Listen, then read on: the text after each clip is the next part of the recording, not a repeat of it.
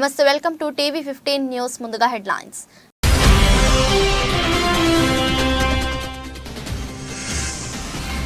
H1B visa fee భారీగా పెంపు. కొత్త ఫీజులు ఏప్రిల్ 1 నుంచి అమల్లోకి.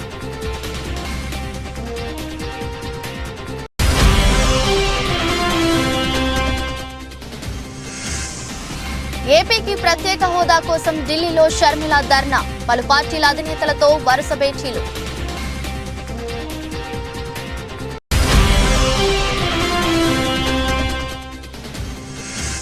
నన్ను ట్రోల్ చేసి నా జీవితాన్ని నాశనం చేసింది వీడే. కన్నీరు మున్నీరైన బర్రెలక్క.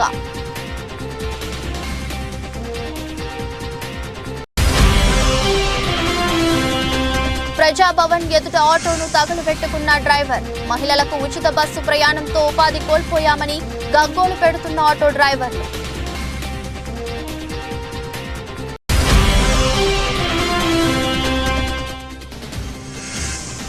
Yashasvi half century. లంచ్లోపే 100 కొట్టిన టీమిండియా.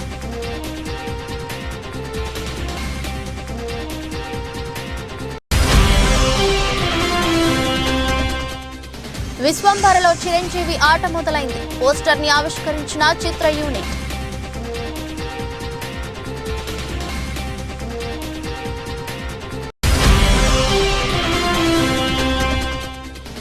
దూసుకుపోతున్న స్టాక్ మార్కెట్లు. 770 పాయింట్లు పెరిగిన సెన్సెక్స్.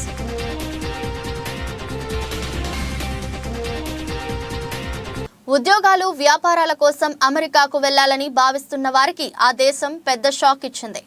H1B, L1, EB-5 లాంటి వివిధ కేటగిరీల వలసేతర వీసా ఫీజులను భారీగా పెంచుతున్నట్టు ప్రకటించింది. 2016 తర్వాత అమెరికా వీసా ఫీజులు పెరగటం ఇదే తొలిసారి. కొత్త వీసా ఫీజులు ఏప్రిల్ 1 నుంచి అమల్లోకి వస్తాయని బైడెన్ సర్కారు స్పష్టం చేసింది. అమెరికన్ కంపెనీలు సైద్ధాంతిక, సాంకేతిక నైపుణ్యం అవసరమైన వృత్తుల్లో నియమించుకునే విదేశీ ఉద్యోగులకు H1B వీసాలు జారీ చేశారు. అమెరికాలోని టెక్ కంపెనీలు భారత్, చైనా లాంటి దేశాలకు చెందిన వేలాది వృత్తి నిపుణులను నియమించుకునేందుకు ప్రధానంగా H1B వీసాలపైనే ఆధారపడతాయి. ప్రస్తుతం $460గా ఉన్న H1B వీసా అప్లికేషన్ ఫీజును ఏప్రిల్ 1 నుంచి $780లకు పెంచుతున్నట్టు అమెరికా వెల్లడించింది. అమెరికన్ బహుళజాతి కంపెనీల్లోని విదేశీ ఉద్యోగుల అంతర్గత బదిలీకి వీలు కల్పించే L1 వీసా ఫీజును $460 నుంచి $1,385లకు, విదేశీ పెట్టుబడిదారులకు ఇచ్చే EB-5 వీసా ఫీజును $3,675 నుంచి $11,160లకు పెంచుతున్నట్టు బుధవారం విడుదల చేసిన ఫెడరల్ నోటిఫికేషన్లో పేర్కొంది. H1B వీసా రిజిస్ట్రేషన్ ఫీజును కూడా $10 నుంచి $215లకు పెంచుతున్నట్టు బైడెన్ సర్కారు ప్రకటించినప్పటికీ అది వచ్చే ఏడాది నుంచి అమల్లోకి వస్తుందని తెలిపింది.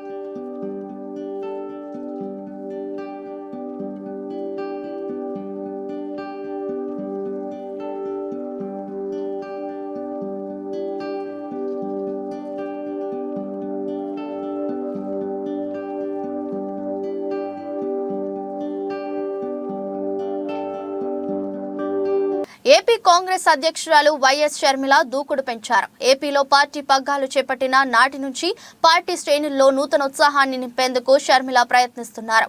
ఇప్పటికే జిల్లాల వారీగా కాంగ్రెస్ పార్టీ సమీక్షలో పాల్గొన్న షర్మిల అధికార పార్టీ వైసీపీపై తీవ్ర స్థాయిలో విమర్శలు చేశారు. ముఖ్యంగా ప్రత్యేక హోదా, పోలవరం ప్రాజెక్టుల విభజన, చట్టంలోని హామీల అమలు వంటి అంశాలను ప్రధాన అస్త్రాలుగా మలుచుకుని కేంద్ర, రాష్ట్ర ప్రభుత్వాలపై విరుచుకుపడుతున్నారు. తాజాగా ఏపీకి ప్రత్యేక హోదా, విభజన హామీల అమలుతో పాటు వైజాగ్ స్టీల్ ప్లాంట్ ప్రైవేటీకరణను వ్యతిరేకిస్తూ ఢిల్లీలో ధర్నా చేపట్టనున్నారు. ఏపీ భవన్ లో మధ్యాహ్నం 2 గంటల నుంచి సాయంత్రం 4 గంటల వరకు షర్మిల దీక్ష కొనసాగనుంది. ఈ దీక్షలో షర్మిలతో పాటు ఏపీ పార్టీ వ్యవహారాలు ఇన్ఛార్జ్ మాణిక్ ఠాకూర్ తో పాటు ఏపీ కాంగ్రెస్ పెద్దలు పాల్గొన్నారు. ఢిల్లీలో ధర్నాకు ముందు షర్మిల నేతృత్వంలో కాంగ్రెస్ పెద్దలు ఎన్సీపీ అధినేత శరద్ పవార్ ను కలిశారు. ఏపీకి ప్రత్యేక హోదా, విభజన హామీల అంశాన్ని, ఏపీ పరిస్థితులను శరద్ పవార్ దృష్టికి కాంగ్రెస్ నేతలు తీసుకెళ్లారు.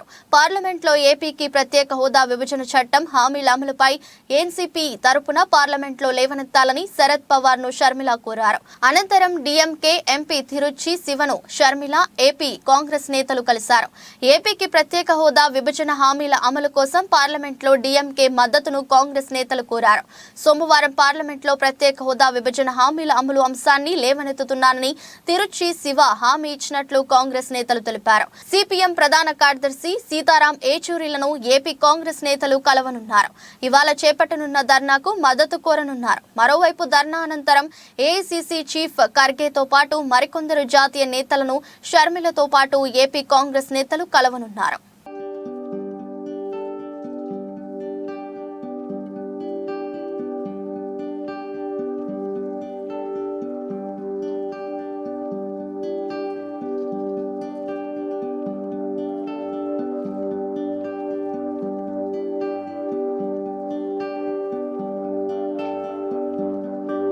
బర్రెలక్క కూడా సోషల్ మీడియా ట్రోల్స్ వల్ల ఇబ్బంది పడింది. తెలంగాణ అసెంబ్లీ ఎన్నికల సమయంలో బర్రెలక్క పేరు మారుమ్రోగింది. తెలంగాణ ఎన్నికల్లో పోటీ చేసింది బర్రెలక్క. అంతకుముందు ఆమె డిగ్రీ చేసి జాబ్ దొరక్క బర్రెలు కాసుకుంటున్నా అంటూ చేసిన వీడియో బాగా వైరల్ అయింది. దాంతో ఆమెకు బర్రెలక్క అనే పేరు వచ్చింది. ఫాలోయింగ్ కూడా విపరీతంగా పెరిగిపోయింది.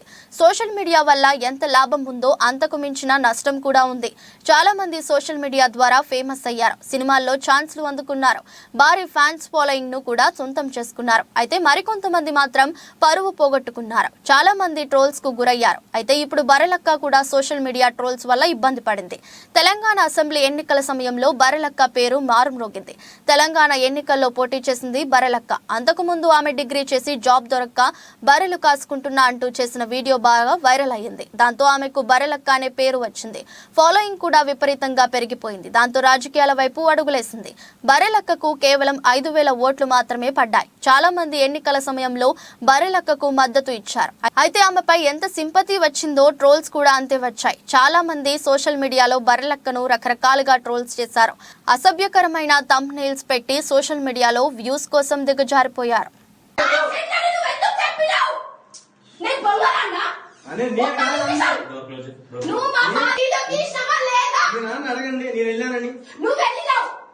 వీడియో చూపిరా, వీడియో చూపి చెంపగడ్డి ఒక్కటి తట్టు. పోలీసులు అడుగురా, నేనేమంటున్నా, నేను వద్దనట్లే చెల్లె, తప్పు ఎవరిదైనా తప్పు. నేను అదే క్వశ్చన్ చేస్తున్నా.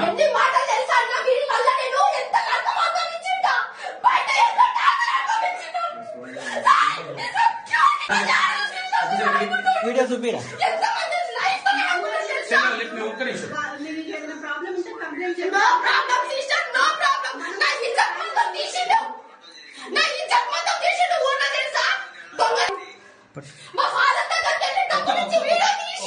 ఈ వీడియో ఏదో ఒకసారి చూద్దాము.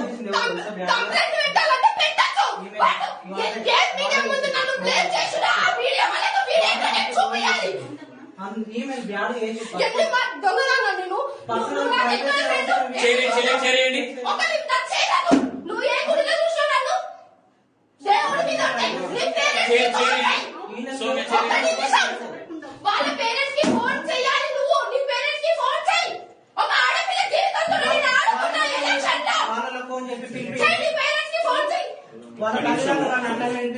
చెల్లె నేను మాట్లాడొచ్చు, పర్మిషన్ ఇస్తే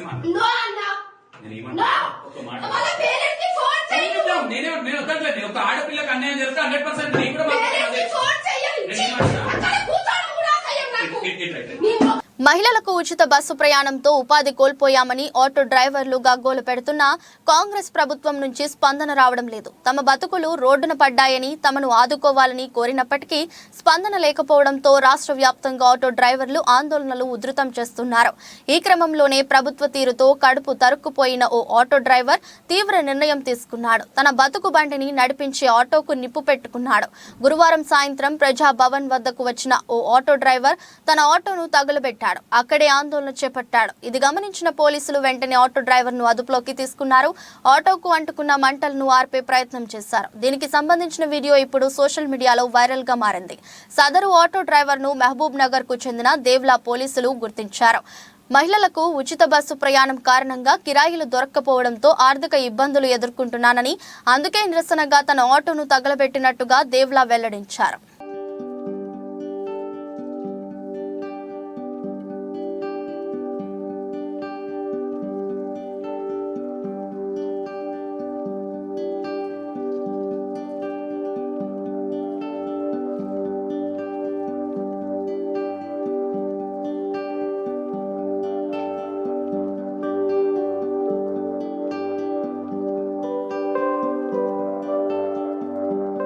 తెల్లాపూర్ మున్సిపాలిటీ పరిధి ప్రజా గాయకులు గద్దర్ విగ్రహ ఆవిష్కరణ సభను తెల్లాపూర్ కౌన్సిలర్ భరత్ ఆధ్వర్యంలో ఘనంగా జరిగింది.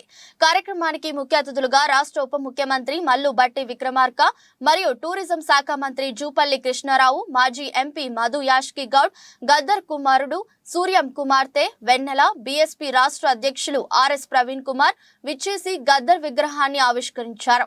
అనంతరం ఇరువురు మాట్లాడుతూ కాంగ్రెస్ ప్రభుత్వం వచ్చినా అధికారుల తీరు మారలేదు అన్నారు.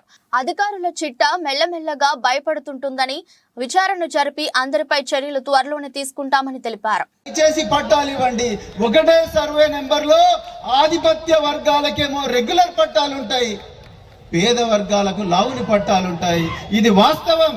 ఒకటే సర్వే నెంబర్ లో ఇన్ని భూములు వచ్చినాయి. ఆకాశ హర్మాలు ఎక్కడెక్కడికి 100 అంతస్తుల మేడలు కట్టిండ్రు. ఈ భూములన్నీ కూడా ఈ పేద ప్రజలవే. ఈ భూములన్నీ కూడా దొంగ జీవోలు పెట్టి రోజు మరి పేపర్లలో వస్తూనే ఉన్నాయి. రహస్యంగా జీవోలు తీసి మరి వేల ఎకరాలు ఈ ధరలకు దారాదత్తం చేసి అసైన్డ్ భూములలో జీవిస్తున్న పేదలకు కేవలం 100 గజాలు ఇచ్చి ఊడతారా లేకపోతే ఇక్కడి నుంచి దొబ్బేయండి అనే పరిస్థితి గత ప్రభుత్వంలో ఉన్నది. దయచేసి మీరైనా ఈ పేద ప్రజలకు న్యాయం చేసి అసైన్డ్ భూమి కావచ్చు, విగ్రహం గురించి కావచ్చు, జిల్లా పేరు గురించి కావచ్చు, ట్యాంక్ బండ్ పైన వారి విగ్రహం పెట్టే విషయంలో తప్పకుండా ఈ ప్రభుత్వమే ఇలా ప్రజాప్రభుత్వం కాబట్టి అన్ని అంశాల పట్ల 100% డెఫినెట్గా ఇది బాధ్యత. ఎందుకంటే ఈ రోజున నిజమైనటువంటి నివాళి, గద్దరన్నకు నిజమైన నివాళి ఎప్పుడు వస్తుంది అంటే ఆయన ఆశయం నెరవేరినప్పుడు, ఆ ఆశయాలు నెరవేరినప్పుడు, కళ నెరవేరినప్పుడు. ఆ కళ ఎప్పుడు నెరవేరుతుంది అంటే యావత్ తెలంగాణ సమాజాన్ని సంఘటితం చేసి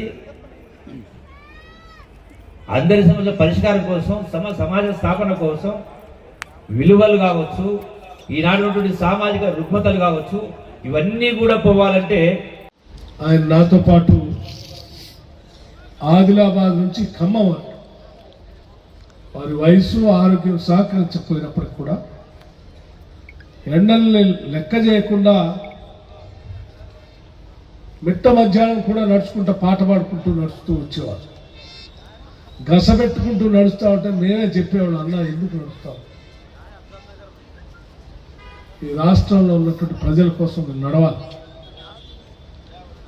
సత్యం ఉంది, నేను సత్యం చెప్తున్నా అని చెప్పి చాలా సందర్భాల్లో ఆ సమావేశాల్లో ఆయన చెప్పాలనుకున్నటువంటి మాటలు, ఆయన మనసులో ఉన్నటువంటి ఆలోచనలన్నింటినీ కూడా పంచుకున్నాడు. ఆ ఆలోచనలన్నింటినీ అమలు చేయటానికి ఇందిరమ్మ రాజ్యాంగం ఉన్నటువంటి కాంగ్రెస్ పార్టీ సిద్ధంగా ఉంది అని చెప్పడం కోసమే మేము ఆయన జయంతిని అధికారికంగా ప్రకటించడే కాదు, ఆయన పేరు మీద అవార్డు కూడా ప్రకటించాం. జగనన్న పాలనలో జరిగిన సంక్షేమాన్ని ప్రజలకు మరింత సవివరంగా తెలియజేసేందుకు ఎల్ఈడీ లైట్లతో కూడిన ప్రచార రథాలను ప్రారంభించడం జరిగిందని తూర్పు గోదావరి జిల్లా వైఎస్ఆర్ కాంగ్రెస్ పార్టీ అధ్యక్షులు రాజానగరం శాసనసభ్యులు జక్కంపూడి రాజా పేర్కొన్నారు.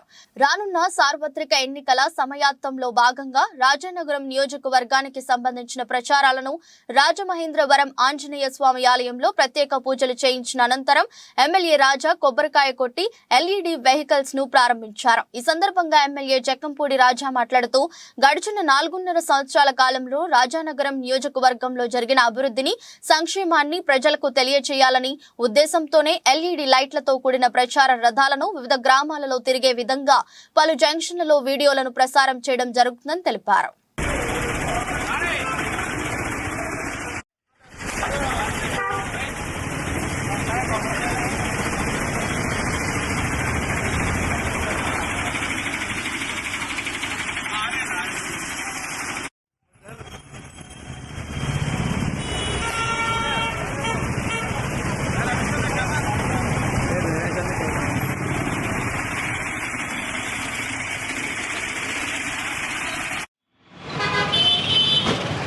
రాజానగరం నియోజకవర్గంలో జరిగినటువంటి గడిచిన ఈ 4.5 సంవత్సరాలుగా వైఎస్ఆర్ కాంగ్రెస్ పార్టీ పాలనలో అభివృద్ధి సంక్షేమ పథకాలని ఎన్నికలు సమీపిస్తూ ఉన్న తరుణంలో మరింత విస్తృతంగా ప్రజల్లోకి తీసుకుని వెళ్ళాలనేటువంటి ఉద్దేశంతో మరి ఎల్ఈడి వెహికల్స్ని పెట్టడం జరిగింది. వాటికి సంబంధించి ఆంజనేయ స్వామి వారి యొక్క అనుగ్రహంతో వారి యొక్క ఆశీస్సులు తీసుకుని వారి ఆలయం దగ్గర నుంచి ఈ యొక్క వాహనాలని ప్రజల్లోకి పంపించడం జరిగింది. జగన్మోహన్ రెడ్డి గారు ఏదైతే ఎక్కడ ఎప్పుడు ఎన్నడూ మనం విననిది చూడనిది ఇవాళ ఒక గొప్ప సంక్షేమ ప్రభుత్వ పాలన ఈ రాష్ట్రంలో అందిస్తూ ఉన్నారు. ఇవాళ అందుకు గాను ఆయనలోనే ఒక బలమైనటువంటి నమ్మకంతో విశ్వాసంతో ఖచ్చితంగా మనం ప్రజలకు మంచి చేశాం కాబట్టి ప్రజలు మనల్ని ఆశీర్వదిస్తారనేటువంటి నమ్మకంతో ఎన్నికలకి ఏదైతే వెళ్తూ ఉన్నామో ఇవాళ మేము కూడా అంతే ఆత్మవిశ్వాసంతో ప్రజల్లోకి వెళ్ళబోతూ ఉన్నాం. ఏదైతే సిద్ధం అనేటువంటి మాటని జగన్మోహన్ రెడ్డి గారు చెప్తా ఉన్నారు, మేము సైతం జగన్మోహన్ రెడ్డి గారితో పాటుగా ప్రజల్లోకి వెళ్ళడానికి ప్రజల ఆశీర్వాదాలు చూరగొనడానికి సిద్ధం. ఇవాళ ఏదైతే తెలుగుదేశం పార్టీ వాళ్ళు అవలంబిస్తూ ఉన్నటువంటి ఒక మోసపూరితమైనటువంటి కార్యక్రమాలని తిప్పికొట్టడానికి సిద్ధం. ఈ యొక్క కార్యక్రమాలని మరింత విస్తృతంగా తీసుకెళ్లడం కోసమే ఎల్ఈడి వెహికల్స్ని ఇవాళ రాబోయేది మళ్లీ బీజేపీ ప్రభుత్వమేనని, పార్లమెంట్ ఎన్నికలలో 400 పైగా సీట్లు సాధించడం ఖాయమని, అందుకే వచ్చే పార్లమెంట్ ఎన్నికలలో బీఆర్ఎస్ కు ఓటేస్తే అది చెరువులో వేసినట్టేనని, టీఆర్ఎస్ నుండి బీఆర్ఎస్ ఏర్పడినప్పుడే తెలంగాణ ప్రజానికానికి బీఆర్ఎస్ పార్టీకి పేగుబంధం తెగిపోయిందని, అందుకే బీఆర్ఎస్ పార్టీకి ఓటు వేయొద్దని గతి స్థుతి లేని పార్టీ కాంగ్రెస్ పార్టీ అని, కాళేశ్వరం అవినీతిపై సిబిఐ విచారణ చేపట్టి అందరినీ జైలుకు పంపిస్తామని సీఎం రేవంత్ అంటే మంత్రి ఉత్తమ్ కుమార్ కాళేశ్వరం మొత్తం కాకుండా L&T కంపెనీ చేసిన మేడిగడ్డ ప్రాజెక్టుపై విచారణ చేపట్టాలి అనడం సిగ్గుచేటని బీజేపీ రాష్ట్ర కార్యదర్శి దుబ్బాక నియోజకవర్గం మాజీ ఎమ్మెల్యే రఘునందన్ రావు అన్నారు.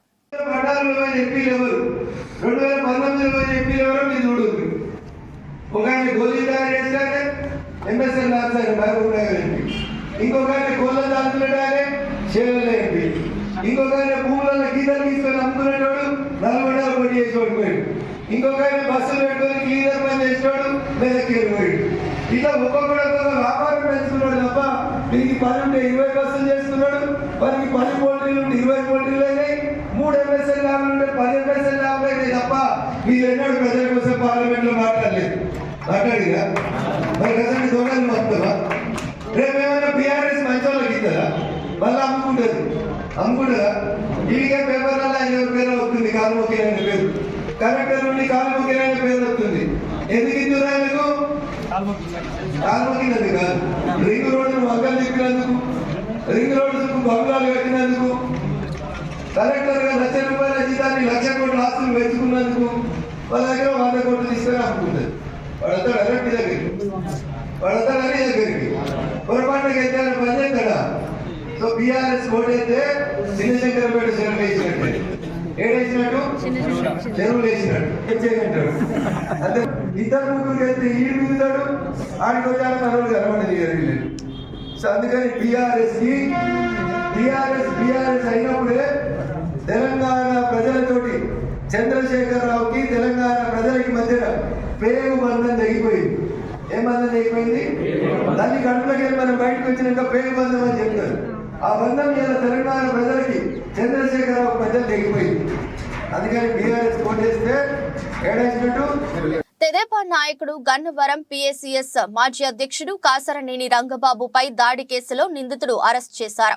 నిందితులు హైదరాబాద్ పాత బస్తీకి చెందిన వారిగా గుర్తించిన పోలీసులు దాడికి పాల్పడిన 5గురిని నిందితులను అదుపులోకి తీసుకుని గన్నవరం కోర్టు జడ్జి గారి ముందు ప్రవేశపెట్టిన గన్నవరం పోలీసులు 15 రోజులు రిమాండ్ విధించిన జడ్జి 5గురు ముద్దాయిలను గన్నవరం సబ్ జైలుకు తరలించిన పోలీసులు.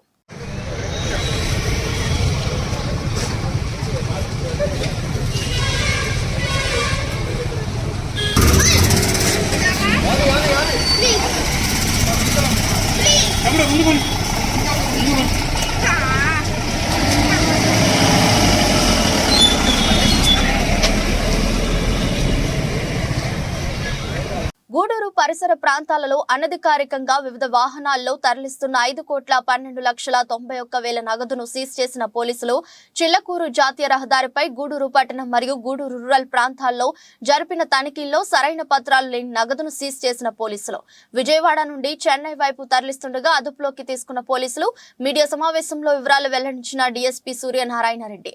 సమావేశంలో పాల్గొన్న సిఐలు వేణుగోపాల్ రెడ్డి, పాపారావు, ఎస్ఐలు అంజిరెడ్డి, మనోజ్ కుమార్ మరియు పోలీస్ సిబ్బంది ఉన్నారు.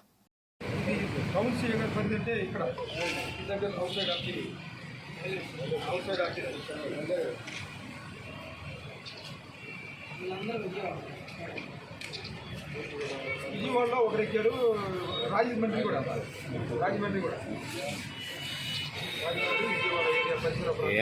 తెలుగు దుష్ప్రచారాల పార్టీ దిగజారిన నీచ రాజకీయాలు చేస్తుందంటూ పొన్నూరు వైసీపీ నాయకులు ధ్వజమెత్తారు. ఈ సందర్భంగా వారు మాట్లాడుతూ టీడీపీలో ఉన్న వారికి తాము చెప్తున్నా తాము స్థాయి తమకు తెలుసు, తాము ఏం మాట్లాడాలో తెలుసు, నువ్వు ఏంటో నీ స్థాయి ఏంటో నీకే తెలియాలని అన్నారు. తాను మాట్లాడేది నీ వెనకాల ఉండి మాట్లాడించిన నరేంద్ర నీకే నా ప్రశ్నలు మయూరి అబ్దుల్లాతో మాట్లాడించావు.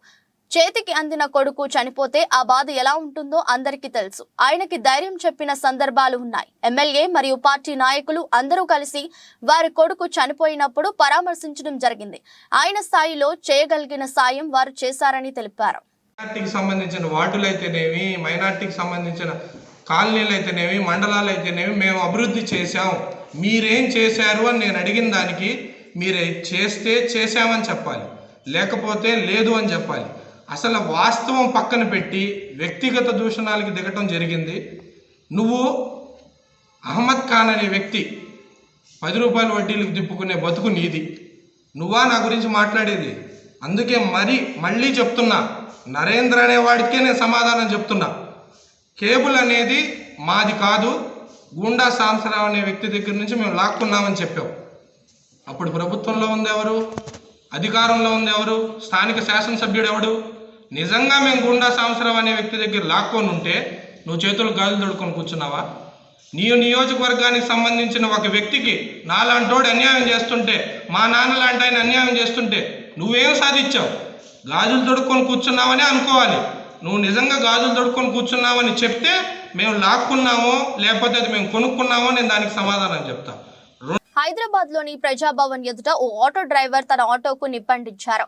దీంతో ఆటో మంటల్లో కాలిపోయింది. సదరు డ్రైవర్ ను పోలీసులు అదుపులోకి తీసుకున్నారు. రథసప్తమి సందర్భంగా ఏడుపాయల వనదుర్గా భవానీ మాతకు సహస్ర పుష్పార్చన అభిషేకం అర్చకులు నిర్వహిస్తున్నారు. మెదక్ జిల్లా పాపన్నపేట మండలం నాగ్సన్పల్లి గ్రామంలో వెలిసిన ఏడుపాయల వనదుర్గా భవానీ మాత ఆలయంలో పుష్పార్చనతో పాటు అలంకరణ, హారతి, దివ్య దర్శనం కార్యక్రమాలను నిర్వహిస్తున్నారు. భక్తులు వందలాదిగా పోటెత్తి దర్శనం చేసుకుంటారు.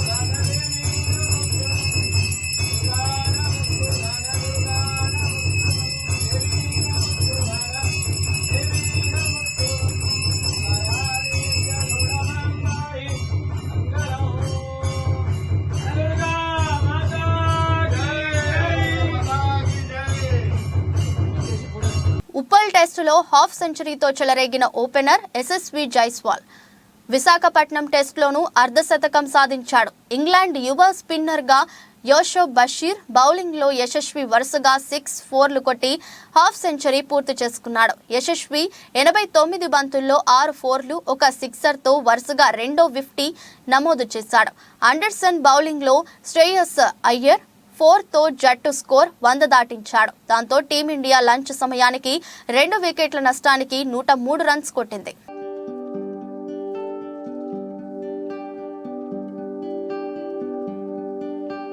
అగ్నిగోళం కారు మబ్బులు మధ్య చిరంజీవి మాయాలోకంలోకి అడుగు పెడుతున్న పోస్టర్ ని ఆవిష్కరించి విషయాన్ని చెప్పేశారు. మెగాస్టార్ చిరంజీవి 156వ చిత్రం విశ్వంభర షూటింగ్ షురూ చేశారు. నేటి నుంచి రెగ్యులర్ గా సెట్స్ మీదకి వెళ్లబోతున్నారు అంటే అవునని తెలుస్తుంది. దానికి సంబంధించి చిత్ర యూనిట్ అధికారిక ప్రకటన కూడా రిలీజ్ చేసింది. మెగాస్టార్ జాయిన్స్ అంటూ విశ్వంభర కొత్త పోస్టర్ రిలీజ్ చేసింది. అగ్నిగోళం కారు మబ్బుల మధ్య చిరంజీవి మాయాలోకంలోకి అడుగు పెడుతున్న పోస్టర్ పోస్టర్ ని ఆవిష్కరించి విషయాన్ని చెప్పేశారు. దీంతో నేటి నుంచి చిరంజీవి సెట్స్ కి హాజరు కానున్నారని తెలుస్తుంది. ఇప్పటికే హైదరాబాద్ లో కొన్ని భారీ సెట్లు సిద్ధం చేసి పెట్టారు. చిరంజీవి సహా ప్రధాన తారగణంపై కీలక సన్నివేశాలు చిత్రించాల్సిన నేపథ్యంలో కోట్ల రూపాయలు వెచ్చించి ఏకంగా 13 రకాల సెట్లు సిద్ధం చేసినట్లు తెలుస్తుంది. సోషియా ఫ్యాంటసీ చిత్రం కావడంతో మేజర్ పార్ట్ షూటింగ్ అంతా అక్కడే జరుగుతుందని తెలుస్తుంది.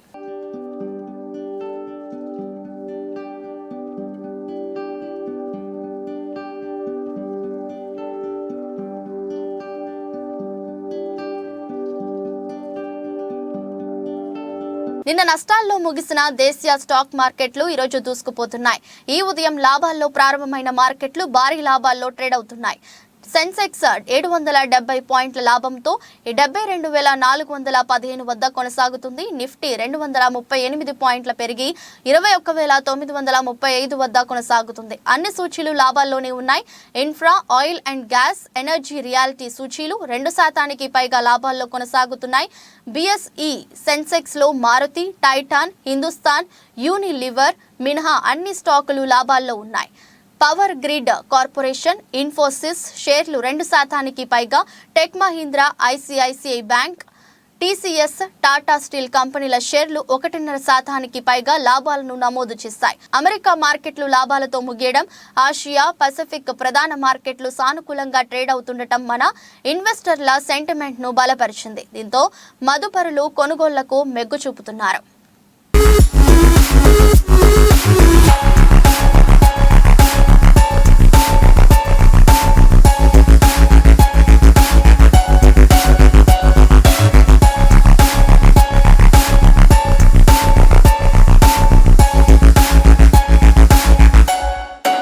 వార్తలు ముగించే ముందు మరోసారి హెడ్లైన్స్.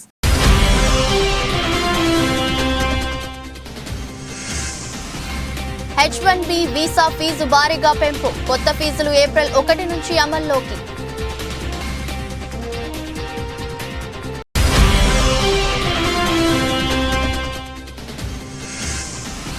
ఏపీకి ప్రత్యేక హోదా కోసం ఢిల్లీలో షర్మిల ధర్నా, పలు పార్టీల అధినేతలతో వరుస భేటీలు.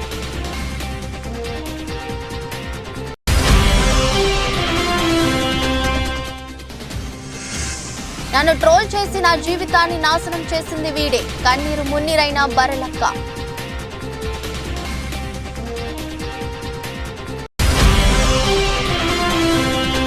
ప్రజాభవన్ ఎదుట ఆటోను తగులుబెట్టుకున్న డ్రైవర్, మహిళలకు ఉచిత బస్సు ప్రయాణంతో ఉపాధి కోల్పోయామని గగ్గోలు పెడుతున్న ఆటో డ్రైవర్లు.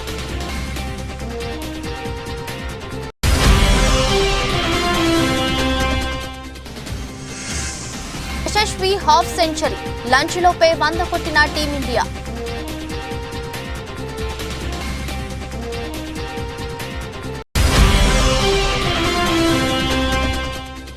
విశ్వంభరలో చిరంజీవి ఆట మొదలైంది. పోస్టర్ ని ఆవిష్కరించిన చిత్ర యూనిట్.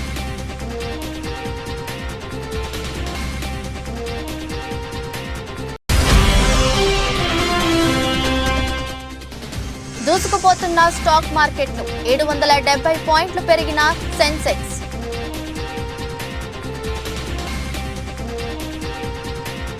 ఇది రోజు బులెటిన్. మరో బులెటిన్లో మళ్ళీ కలుద్దాం. అంతవరకు సెలవు, నమస్కారం.